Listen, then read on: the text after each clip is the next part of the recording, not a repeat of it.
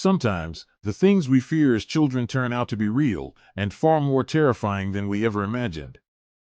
I was about 7 years old, my brother about 10. It was well past our bedtime when our mom woke up from the couch to put us to bed. Our dad worked construction out of town back then, so it was often just us three at the house for weeks at a time.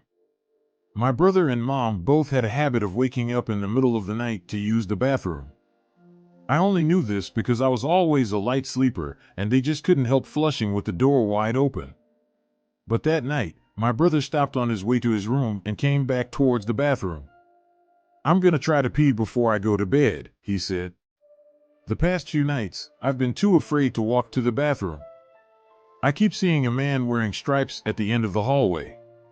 I don't know if my mom wrote it off as my brother telling ghost stories to try to scare me, or if she was already half asleep and didn't catch it, but she didn't react at all to his confession. I, on the other hand, was terrified.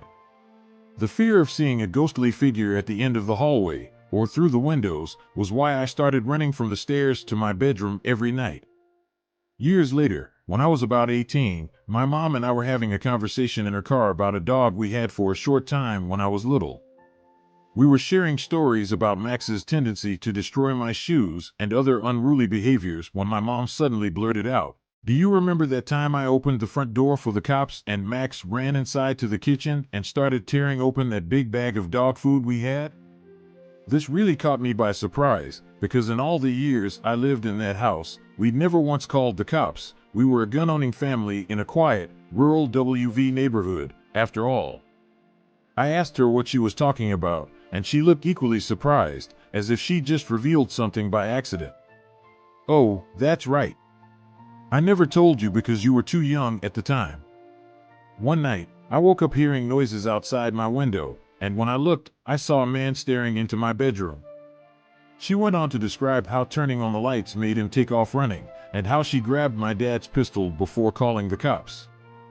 I can't remember all the details I gave them when they showed up. Tall white male, wearing a striped shirt and jeans, short dark hair, something like that. They said it matched the description of a man they were looking for in the area. Turns out he had escaped from jail on a murder charge.